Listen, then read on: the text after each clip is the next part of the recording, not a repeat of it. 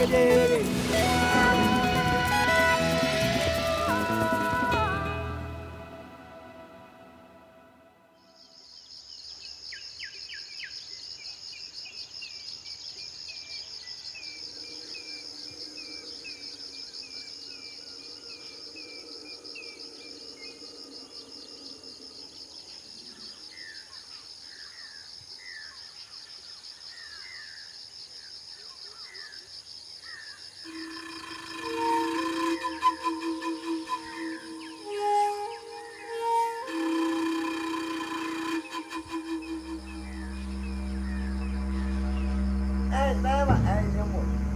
Mucho tiempo atrás, cuando todavía no existía nada, Meme Wenungi, el abuelito creador, comenzó a hacer las cosas que ahora vemos.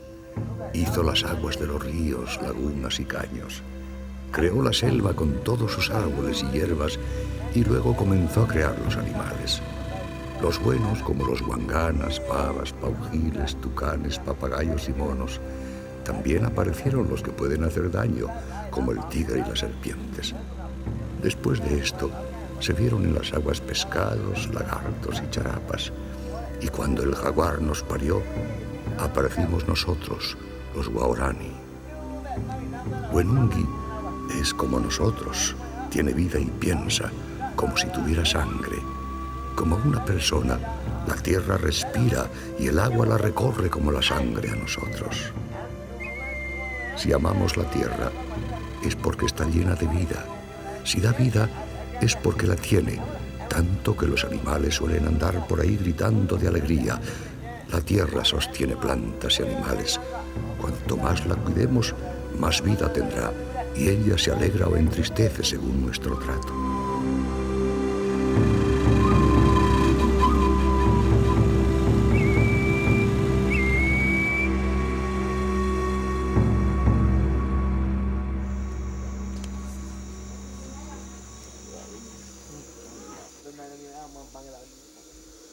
Este hombre se llama Ñame Enomenga y representa a la última generación de una tribu, los Waorani, que lamentablemente ha sido condenada a desaparecer.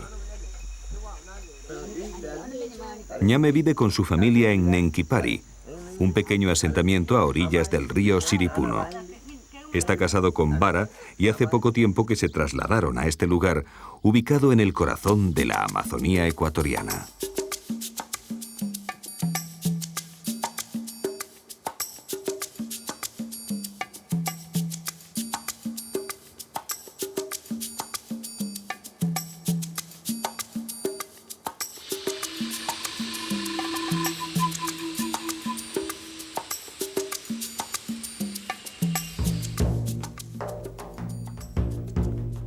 Los Waorani son un pueblo de tan solo 1.500 miembros y, sin embargo, su notoriedad y significado han estado, al menos desde hace un siglo, muy por encima de su censo numérico.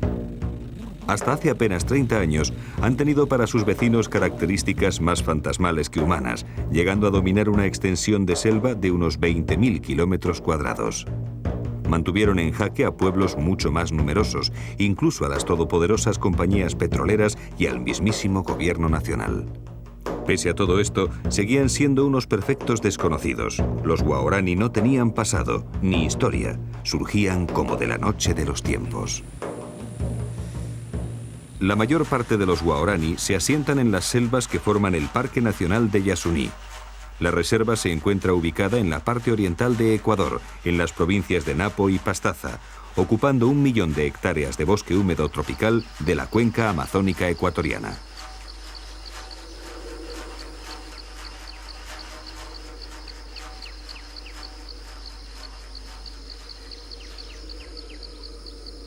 Yasuní forma parte del llamado Refugio Napo del Pleistoceno, constituyéndose en uno de los 10 lugares con mayor diversidad biológica del planeta.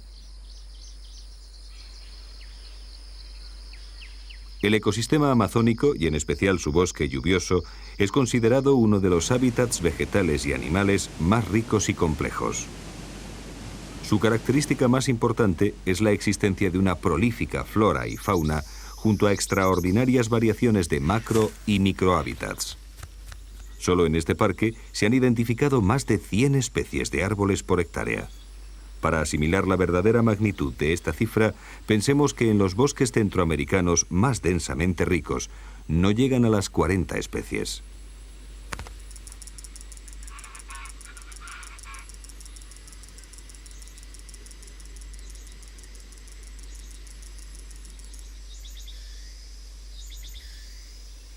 Pero es su gran diversidad animal lo que provocó que la UNESCO lo declarara en 1979 Reserva Mundial de la Biosfera. Las últimas investigaciones arrojan resultados espectaculares. Aquí viven más de 500 especies de aves, 62 especies de serpientes y más de 100 de anfibios, 43 de las cuales corresponden exclusivamente a ranas arborícolas. En cuanto a mamíferos, hay censadas 173 especies, aunque se estima que pueden ser más de 200, que corresponderían al 70% de toda la fauna de mamíferos del Ecuador.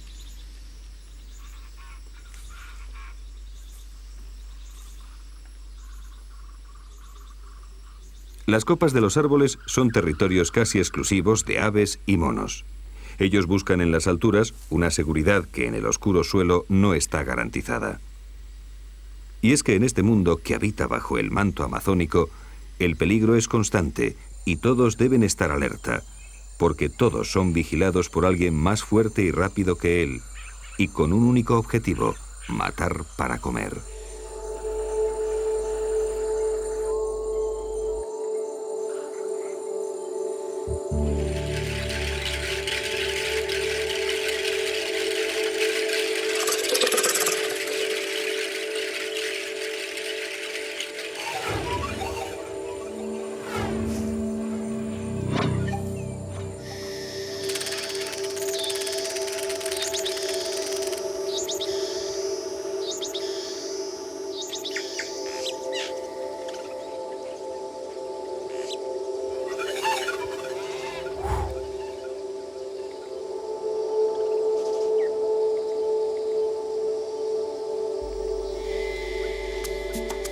La Amazonía se ha convertido en un museo de la biología. El número de especies constituye de forma arrolladora el centro de la vida en la Tierra. De hecho, no existe ninguna colección de artefactos humanos que se acerquen ni de lejos al número de objetos diferentes que existe en una pluvisilva. Ninguna biblioteca o red de ordenadores podría contener la información almacenada en los cromosomas de los organismos que forman la selva tropical.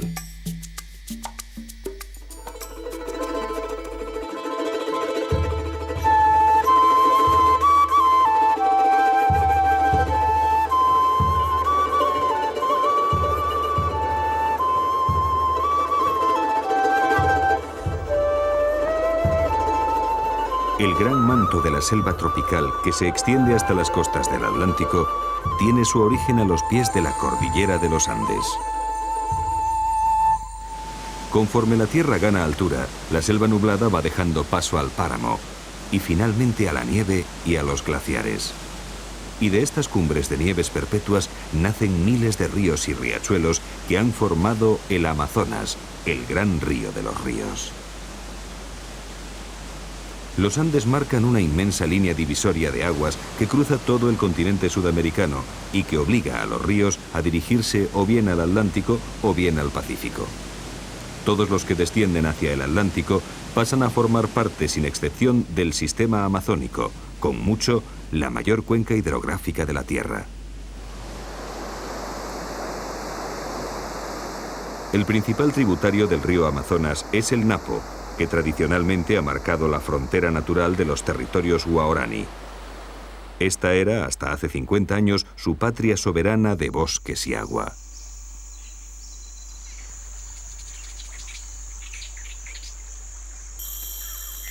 Aquí vivieron aislados y olvidados del tiempo durante siglos, dispersos en pequeños grupos o núcleos familiares. En sus territorios nunca han existido caminos ni carreteras, solo los pequeños ríos que alimentan al Napo han conectado unos poblados con otros.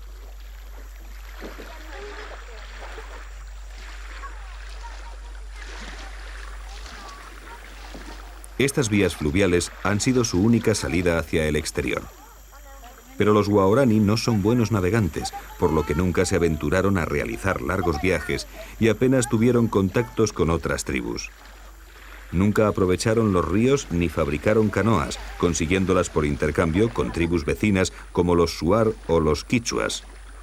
Las necesidades proteicas no las resuelven con los productos del agua, sino en el interior de los bosques, que es donde se encuentran los grandes mamíferos.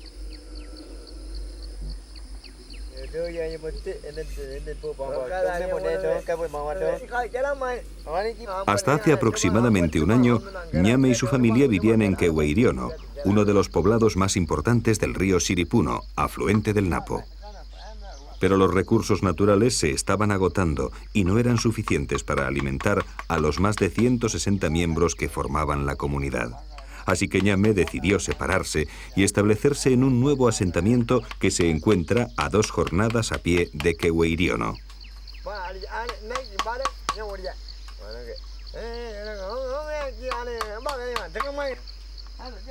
Él, su hijo Gaya y su hermano Ue van a salir de caza. Ellos básicamente viven de la caza y de la recolección de productos silvestres, que representan el 90% de su dieta alimenticia.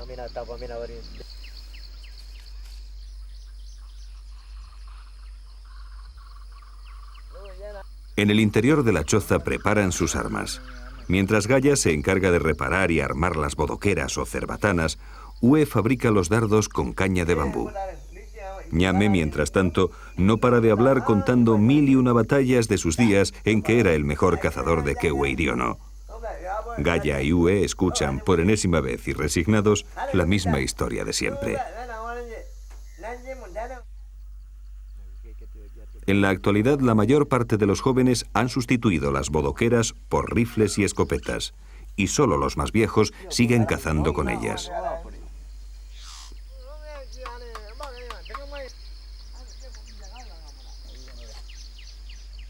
Una vez que Ue ha acabado de fabricar los dardos, se sienta cerca del fuego y comienza a impregnarlos de curare.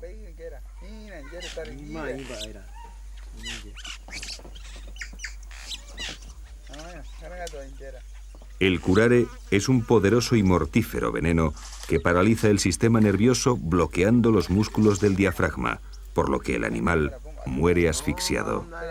Lo utilizan numerosos grupos étnicos del Amazonas y cada tribu posee su fórmula secreta de preparación. Algunos usan como base venenos de ranas y serpientes, aunque los guaraní lo hacen con la raíz del maracuré, una planta fuertemente tóxica.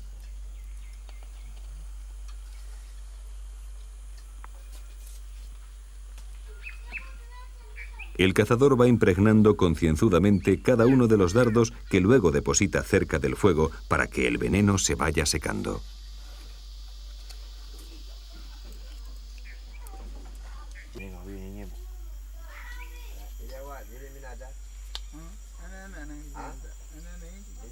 El siguiente paso es colocar en cada flecha una bola de algodón que tapone la bodoquera para que al soplar el dardo salga con fuerza y velocidad.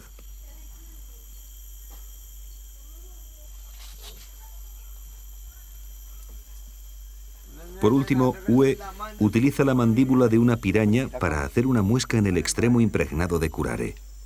Cuando éstas se clavan en un mono, su primera reacción es intentar sacársela, por lo que con la muesca, la punta del dardo se partirá y permanecerá en el interior del animal.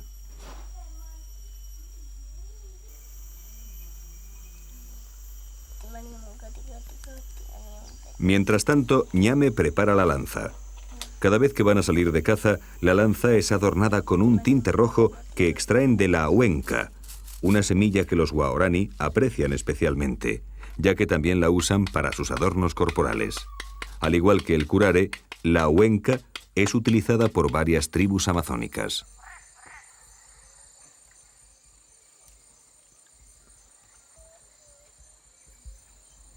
Los materiales para la caza están preparados. Solo queda comprobar que las bodoqueras no estén obstruidas ni dobladas. Ue sale de la choza y elige como diana el tronco de un árbol situado a unos 20 metros de distancia.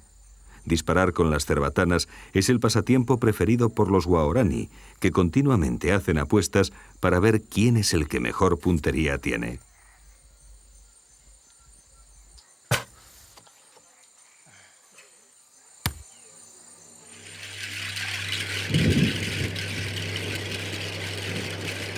A finales de abril, las tormentas se forman a diario y en pocos minutos el cielo se cubre de un gris plomizo. Es época de lluvias y no hay un lugar en la Tierra donde llueva con tanta fuerza como lo hace en el Amazonas. El agua que permanece en el suelo en forma de humedad es absorbida por las raíces de los árboles y arbustos y desde aquí asciende por el tronco y las ramas hasta las hojas. Durante las horas diurnas, el agua se evapora de la superficie hacia la atmósfera en un proceso que se conoce como evapotranspiración. Se ha estimado que más de la mitad de la lluvia que cae en la cuenca del río Amazonas vuelve a la atmósfera a través del follaje de los árboles.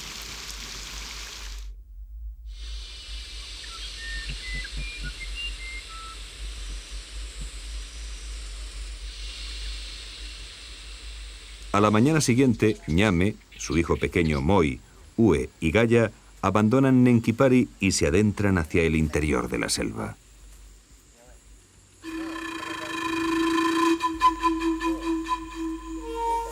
El color de su piel es el mejor camuflaje dentro del bosque. Incluso Gaya y Moi se quitan sus ropas occidentales cuando salen de caza.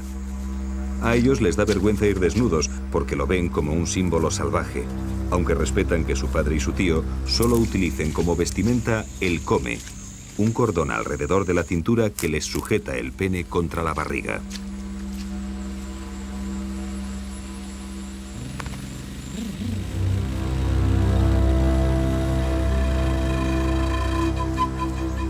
Los guaraní son tremendamente supersticiosos y los sueños también son importantes a la hora de cazar.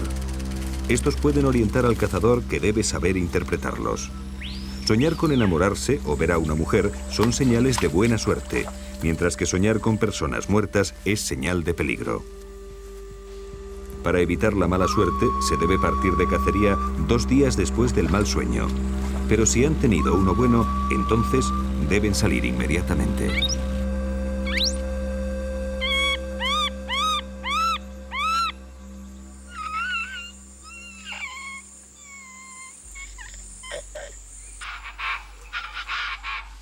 A los animales los detectan por las huellas y por el olor que dejan impregnado en el suelo, en las plantas y en los troncos, por el ruido que emiten cuando caminan o se mueven en los árboles y por los frutos que dejan parcialmente comidos.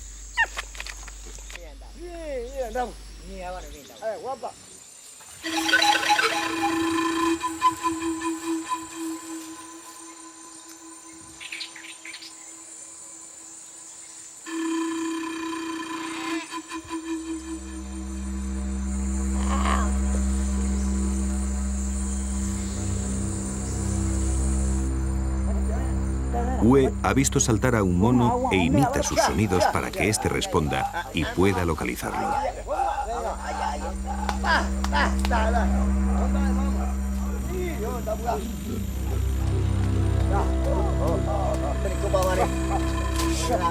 Los cazadores han encontrado a una familia de chorongos. Con ruidos y movimientos de ramas intentan distraerlos y mantenerlos cerca. Gaya le prepara los dardos a su hermano pequeño, que va a ser el encargado de disparar. El blanco no es sencillo, porque los monos no paran de moverse. Moi sigue los movimientos de los chorongos bajo la atenta mirada de su padre. El primer tiro lo ha errado, pero aún va a tener una segunda oportunidad.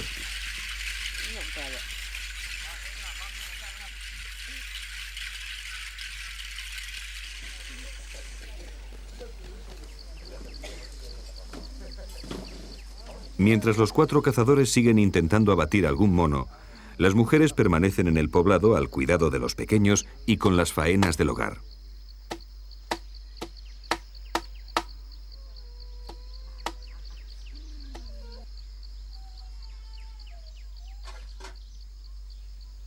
Bara, la mujer de Ñame, está fabricando cuerdas a partir de la chambira, una fibra vegetal con la que confeccionan canastos y redes para pescar.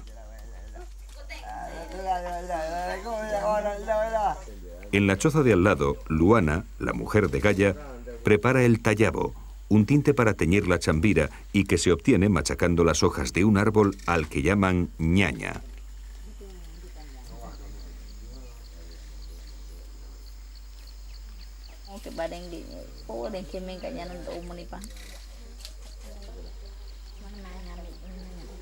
El tallabo, al igual que la huenca, también lo utilizan para pintarse el cuerpo, en especial las mujeres.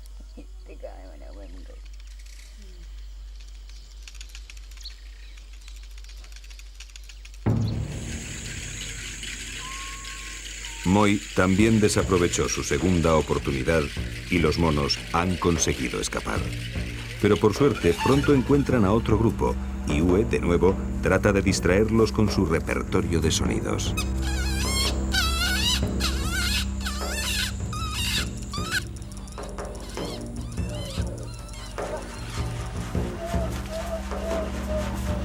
Ahora sí que hay que asegurar el tiro.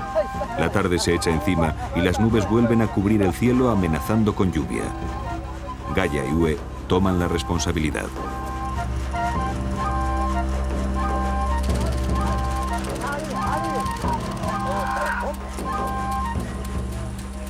Cuando los Waorani tienen a una presa cerca, comienzan a moverse frenéticamente imitando los movimientos del animal, donde llegan a alcanzar una gran excitación.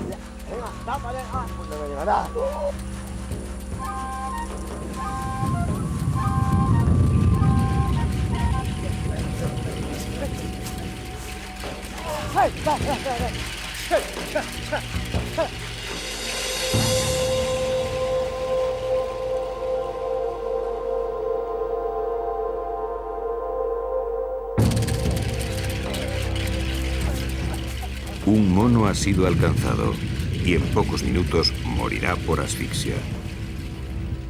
El chorongo se ha quedado enganchado en una rama y Gaia tiene que trepar para recuperarlo. En cuestión de segundos, la tormenta vuelve a descargar con fuerza.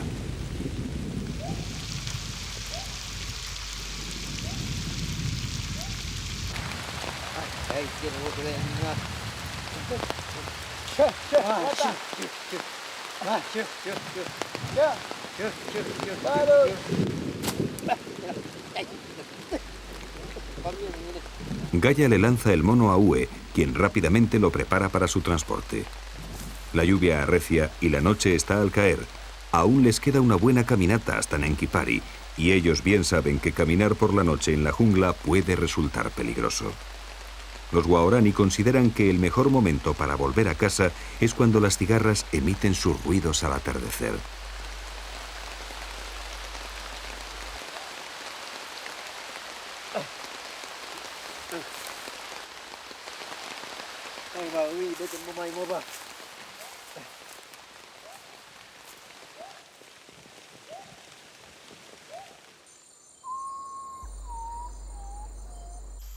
Hoy ha sido un día de suerte. En el camino de vuelta localizaron a otra familia de chorongos y lograron matar a 3 de sus miembros. Hacía mucho tiempo que no cazaban tantos monos en una sola jornada. Desde que los jóvenes cazan con escopetas, los animales se han trasladado a lugares remotos y de difícil acceso. Cada vez es más complicado cazar con bodoqueras y muy pronto esta arma caerá en el olvido.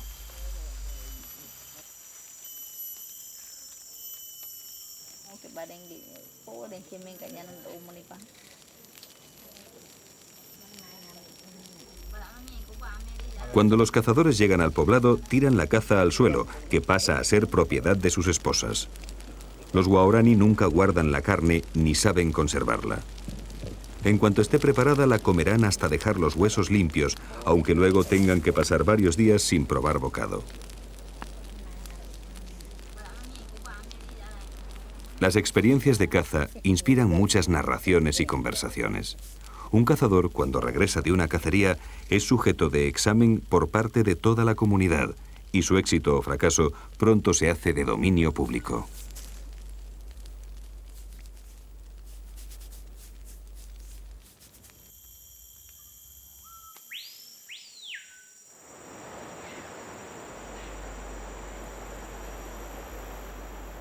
Aunque los Waorani tradicionalmente han vivido de espaldas al río, siempre se han visto obligados a pescar, sobre todo durante las épocas en que la caza escasea. No lo hacen en los ríos, sino en las charcas y riachuelos que apenas tienen profundidad, ya que solo los jóvenes saben nadar.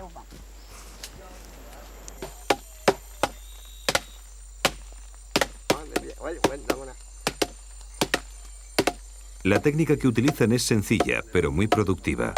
Envenenar momentáneamente el agua.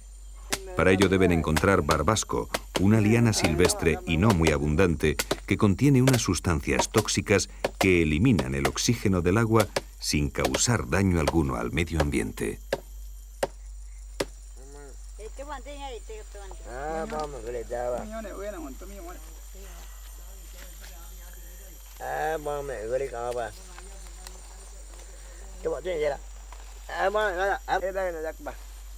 Una vez preparadas las redes y machacado el barbasco para que se disuelva bien en el agua, Ñame y Vara se meten en la charca y comienzan a diluir el veneno lavando las lianas varias veces.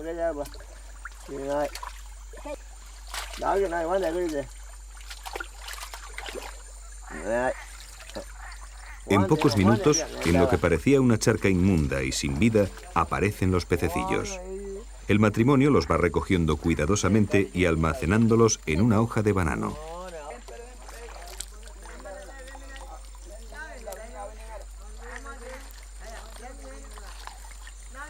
Al igual que la caza, los guaraní también tienen sus creencias sobre la pesca. Nunca comen la cabeza del pescado, porque de lo contrario, nunca más volverán a pescar.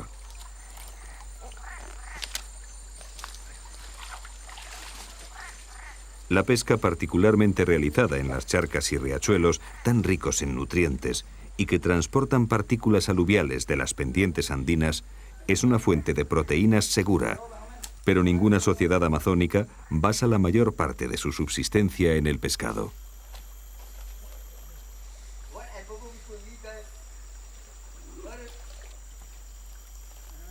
En menos de una hora, Vara y Ñame han conseguido suficiente pescado para comer. En el improvisado recipiente se pueden contar hasta 12 especies distintas.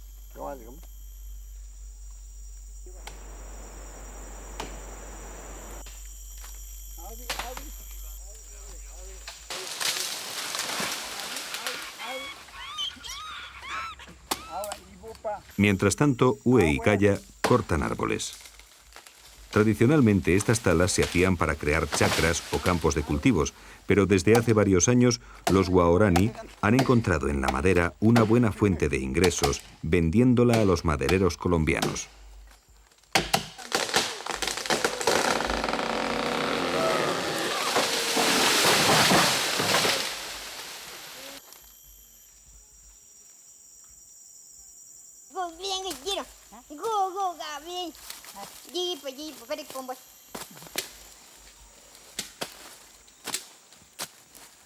En la chacra, Vara cultiva yuca y plantas medicinales. La yuca es un tubérculo tan eficiente en términos de calorías potenciales que sus únicas alternativas en todo el mundo son el llantén y el arroz. En la actualidad, menos del 1% de los grupos de la selva de América Latina obtienen la mayor parte de su alimento mediante la caza y la recolección, dependiendo exclusivamente de la agricultura para su supervivencia.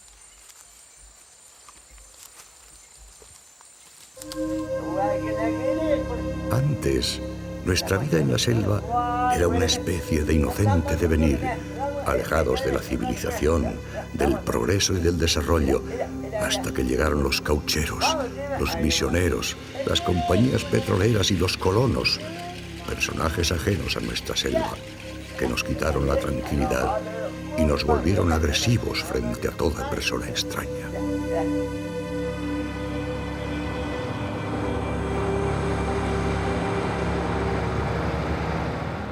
La decadencia del pueblo guaraní comenzó en 1967, cuando la compañía norteamericana Texaco perforó el primer pozo petrolífero.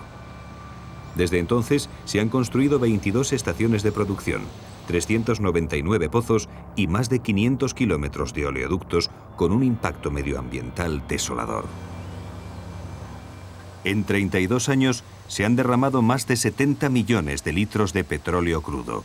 Más de 100.000 millones de litros de aguas residuales con contenidos muy tóxicos han sido vertidos directamente a los ríos. Se han deforestado 1 millón de hectáreas de bosque y se han quemado al aire libre más de 235 millones de metros cúbicos de gas, afectando a una población de 300.000 indígenas. Muchos sufren desde enfermedades cutáneas hasta cáncer, pasando por todos los virus traídos por el hombre blanco, como la viruela, el sarampión, la tosferina, la peste, el tifus, la disentería, la gripe. Rocío Alarcón es una etnobotánica que lleva varios años luchando por los intereses de las tribus indígenas.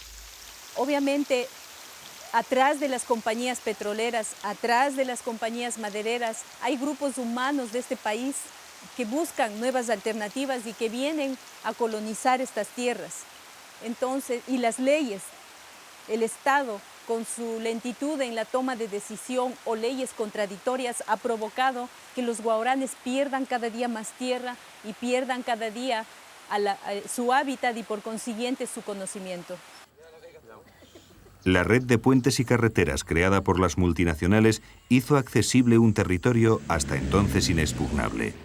El petróleo atrajo a gentes de todos los rincones del país en busca de una mejor vida.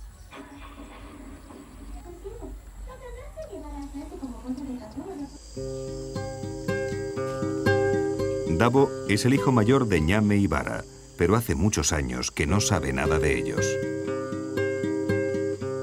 Él decidió, junto a su mujer, abandonar la selva atraído por el dinero y las petroleras. Todavía no ha conseguido adaptarse a esta nueva vida y se siente perdido entre dos mundos. Su único refugio es el alcohol.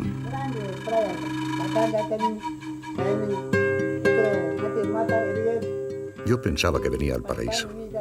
Mis amigos los madereros me contaban historias sobre las petroleras. Ellos me convencieron para que viniera aquí a trabajar porque iba a ganar mucho dinero, pero no ha sido así, y ahora me arrepiento de haber abandonado la selva. No hay un solo día en que no recuerde las cacerías junto a mi padre y mis hermanos, todos desnudos. Yo era muy feliz.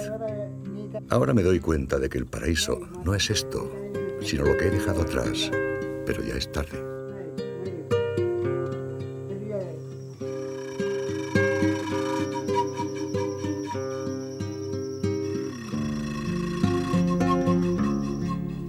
Dabo no es el único guaraní que ha dejado la selva.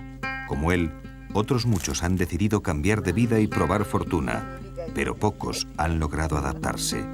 Su cultura ha perdido tal identidad y orgullo que hoy se han convertido en mendigos en medio de la riqueza de su propio territorio. Claman caridad, mientras sus casas están construidas sobre inmensos yacimientos de petróleo. El cambio es muy marcado. Los viejos han escondido su conocimiento, han escondido su forma de ser, y para llegar a ellos hay que gastar tiempo y energía para descubrir su real interioridad. Está cubierta, tapada por lo que ahora es la civilización. Y en el caso de los jóvenes, están atraídos por lo que es la ciudad, el modernismo, la radio, la televisión. Y este cambio lo hemos provocado nosotros los ecuatorianos y el mundo que nos rodea, todos nosotros que formamos parte de este planeta, que estamos hambrientos de recursos naturales, estamos hambrientos de petróleo, estamos hambrientos de una serie de productos que tiene la naturaleza. Y somos nosotros los que hemos provocado esto a través de compañías petroleras, madereras, compañías farmacéuticas y nosotros los consumidores, obviamente.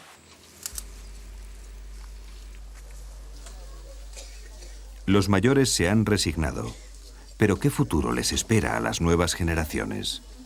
Creo que los guaraníes están todavía a tiempo para que podamos desarrollar una estrategia de protección en dos líneas. Protección del conocimiento ancestral, pero eso va acompañado con protección del bosque, y brindarles alternativas para que ellos se capaciten y puedan entrar al mundo moderno, pero de una manera más lenta, más segura, porque ellos han tenido un cambio en 50 años desde la piedra hacia la civilización, hacia la computadora.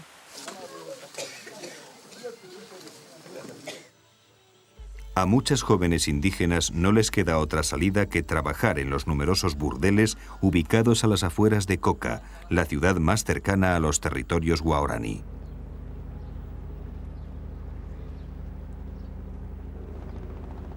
Coca se encuentra en la margen izquierda del río Napo y representa a la típica ciudad amazónica, remota y olvidada, que ha crecido sin orden ni concierto.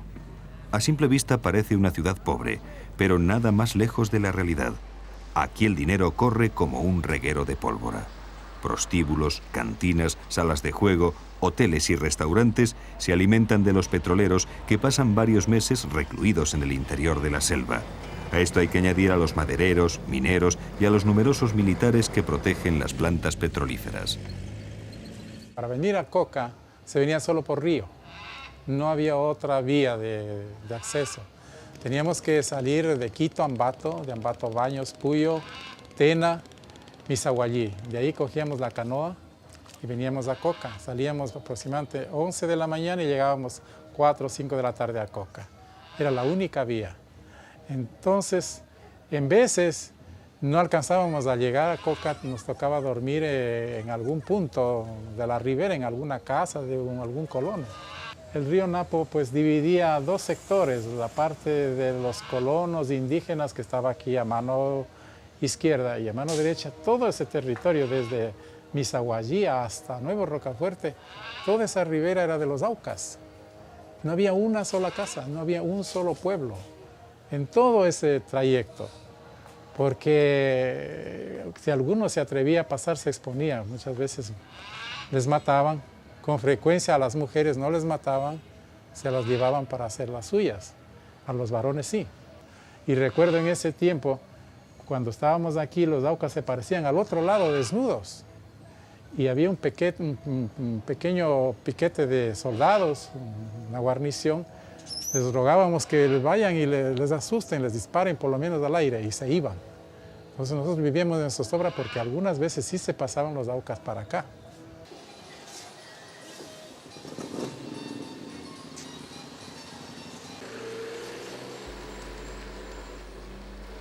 Coca es también el centro de distribución de las sustancias que necesitan los narcos para la elaboración de la cocaína y lugar de descanso de las FARC, la guerrilla colombiana que tiene su cuartel general al otro lado de la frontera.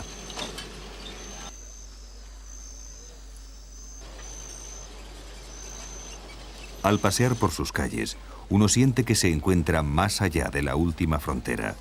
Coca nunca descansa. Para muchos es la única válvula de escape que tienen para soportar una vida lejos de toda civilización, entre el juego, el alcohol y las prostitutas más baratas de Ecuador. Bueno, la historia de Coca tiene varias fundaciones. Desde el tiempo de los jesuitas, que se llamó San Antonio de la Coca. Posteriormente también fue fundada por un ecuatoriano, refundada, y esas se han llevado. Estaban aquí a la margen izquierda del río Napo, en la desembocadura con el río Coca. Y esta fundación es del año 54 más o menos, y es fundada por Camilo de Torrano, un capuchino, que vino aquí y en esta zona había pues 3 casitas de indígenas. Es ahí cuando se da la última fundación, hacia el año 54-56 por ahí. Pues en torno a la misión comienzan algunas cositas, pues la misión tiene la escuelita, tiene un dispensario y en torno a la misión se va concentrando un poquito la gente, pero Coca cuando se hace de verdad, o sea un poquito más grande, es cuando llega el petróleo.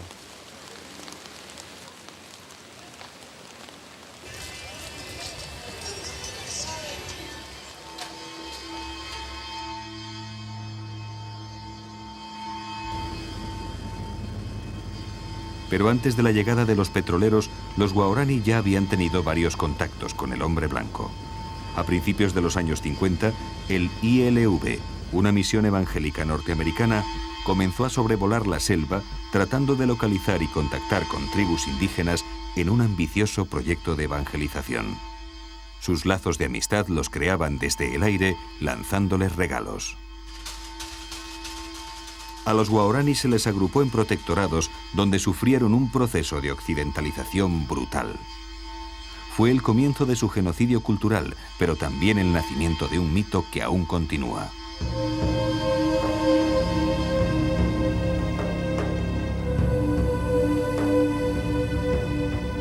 Un grupo de unos 50 guaraní decidieron seguir siendo libres, adentrándose aún más en la selva. Entre ellos, hicieron un pacto de sangre: no volver a ser contactados nunca más. Su jefe se llamaba Taga y en honor a él se autodenominaron Tagaeri. los Tagaeri ocuparon una extensión de selva muy rica en petróleo y pronto se vieron obligados a luchar contra las petroleras. Para evitar un baño de sangre, Alejandro Lavaca, un misionero capuchino español, decide arriesgar su vida y contacta con los Tagaeri para buscar una solución al conflicto. El 21 de julio de 1987, el misionero y la religiosa Inés Arango morían acribillados a lanzazos por los Tagaeri. Alejandro quiere acercarse porque ve venir el peligro sobre la selva, es decir, hasta entonces la selva es una selva muy aislada, nuestra zona, no había prácticamente blancos, el 95% de la gente era indígena, el 5% era blanco. Pero él ya sabía que iba a haber petróleo, la carretera llega al Coca en el año 70 y con la carretera todas las arterias petroleras y la selva ahí queda inerme ya, ¿no? Es decir, la selva era inconquistable para la técnica ecuatoriana, pero la técnica petrolera la pone al alcance de la gente, ¿no? Aunque él tenía un contrato con el Estado, con la petrolera, con CEPE en aquel momento, que era la estatal, para hacer un contacto, él ponía tales condiciones, lo difería de tal forma que los petroleros decidieron tomar unas medidas sustitutorias, ¿no? Y paralelas, y entonces tomaron un señor que se llamó el doctor Vela, con un grupo de gente armada que limpiaba la selva, es decir, porque le parecía que la actitud del obispo era una actitud, digamos, poco combativa, ¿no? Alejandro y nosotros lo que hemos querido es que no hubiera exploración petrolera en esa zona, ¿no? Pero si eso no se puede evitar, ¿qué es lo que le pasó a Alejandro? Bueno, al final él dijo, mira, yo soy un obispo, yo soy un misionero y este es mi oficio, ¿no? Yo no tengo que impedir que la gente se mate, ¿no? La noche anterior, cuando ya decidió entrar, reunió a algunos compañeros a decirles que iba a entrar al día siguiente donde los Tagaeri. Él era perfectamente consciente del peligro porque bueno, era un hombre muy experto, había estado muchas veces y sabía lo que podía pasar. Él pidió que le acompañara a Inés, ¿no? Que era una religiosa colombiana, capuchina, que era una mujer muy valerosa que le había acompañado a él en muchos viajes a los Guaraní y que había dado muchas pruebas de valor, ¿no? Los Guaraní tenían dentro de una selva inmensa, tenían como dos huequitos en esa selva, ¿no? En un huequito estaba una casa ya muy vieja y después a unos 300 metros había una chacra, es decir, una huerta de yuca, también con los árboles, con los troncos de árboles cortados un poco alto. El helicóptero no se podía posar y ellos tenían que lanzarse desde una piola, desde unos 3-4 metros. Cuando ellos llegaron allí, ahí había unos jóvenes Guaraní, unos muchachos jóvenes, que al ver al helicóptero se retiraron a la selva. Entonces el helicóptero bajó un poco hasta unos 3-4 metros y ellos se descolgaron.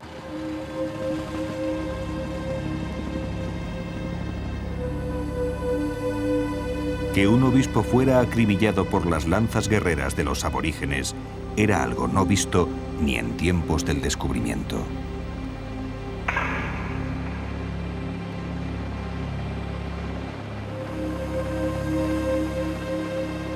Los hechos son que ellos se habían quedado en la chacra, los hechos son con testigos que ellos estaban junto a unos muchachos Guaraní y los hechos son que encontramos sus cuerpos ya no en la chacra, sino en la casa, por lo tanto no les han matado ahí.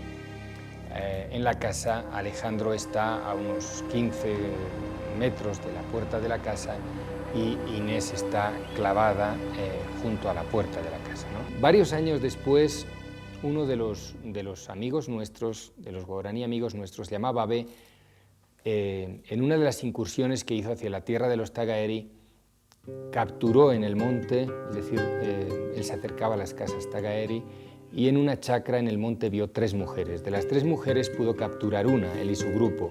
Fui a su casa y bueno, pues allí vi efectivamente a una niña Tagaeri que se llamaba Omatuki. De Omatuki tenemos una versión de la muerte de Alejandro e Inés que yo personalmente creo que en sus términos generales es exacta, porque primero porque la niña no podía inventar algunas de las palabras que decía si no las hubiera visto, ¿no? Y segundo porque algunas de sus descripciones coincidían exactamente con el lugar donde hallamos los cuerpos, etc., ¿no? Bien, según ellas lo que ocurrió fue lo siguiente. Cuando los muchachos guaraníes llegaron a la casa acompañando a los 2 blancos, La primera reacción fue de estupor. Entonces, para ellos fue sin duda inaudito ver que aquel que estaba más allá de la frontera y que además era un caníbal conocía su lengua. Tuvieron conversaciones, parece que al principio de lejos, luego se acercaron. Bien, el caso es que llegaron a una relación amistosa. Debieron pasar varias horas y estaban prácticamente, según la niña, preparándose para irse, ¿no? Cuando en este momento aparecen en el grupo unos viejos, los mayores del grupo, que han estado cazando todo el día. Se armó una verdadera discusión en el grupo.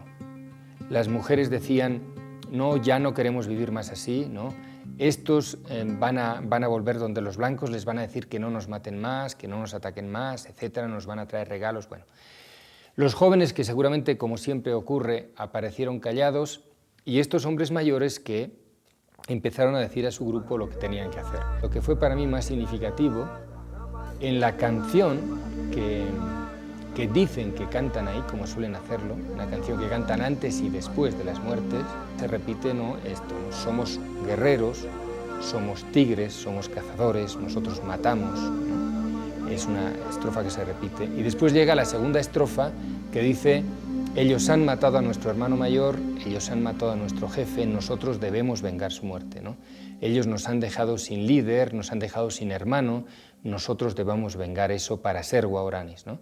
Había varios hombres con lanzas en la mano y por fin uno de ellos, que estaba detrás de Alejandro, que estaba frente a Alejandro, le atravesó con una lanza todo el cuerpo. Cuando mi compañero José Miguel rescató el cuerpo, tenía al menos 15 lanzas o 16 lanzas clavadas en el suelo, verticales, ¿no? Y tenía, pues no sé, 80 o 90 heridas, ¿no? Después de rogarle mucho para que no la mataran, Inés se escondió un poquito más allá, y cuando regresaron ya seguramente unos minutos más tarde de matarlo, regresaron a la casa, a mirar hacia la casa, se encontraron con que la mujer no existía y preguntaron dónde está la mujer, qué ha pasado con ella. Las mujeres le contestaron, no le matéis, dejadla en paz, se ha metido en la selva, etc. Y el grupo, como siempre hace una vez que ha causado una muerte ahí, huye. Y parece que cuando están recogiendo las cosas para huir, es cuando llega Inés de la selva, llorando, dice la muchacha, y entonces un joven se acercó y dijo, yo no he matado a ningún Kobori, a ningún Kenwen, y le atravesó todo el cuerpo, ¿no?, que estaba en cuclillas, le atravesó con una lanza, ¿no?, y la clavó en el suelo. Para mí es evidente que Alejandro en realidad sufrió un sacrificio ritual, ¿no?, que pagó las culpas de otros, como muchas veces ocurre en la vida, y le metieron en un terreno, a mi parecer, minado, que él no conocía suficientemente, porque las compañías nunca nos dicen toda la verdad, ¿no? Y le explotó una mina bajo los pies que seguramente ni siquiera él, que tenía experiencia, había calculado suficientemente.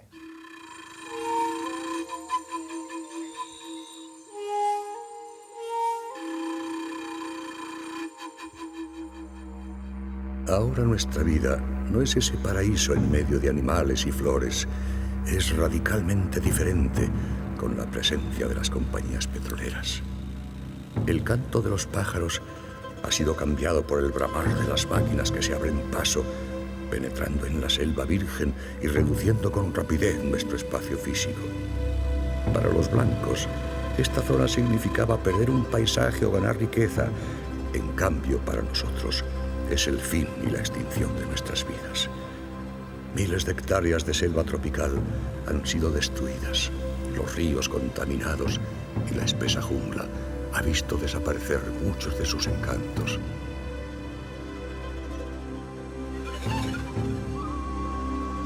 Si tan solo pudieran dejarnos vivir de la manera que hasta ahora lo hemos hecho, nos encargaríamos de seguir siendo los pilares entre el cielo y la tierra.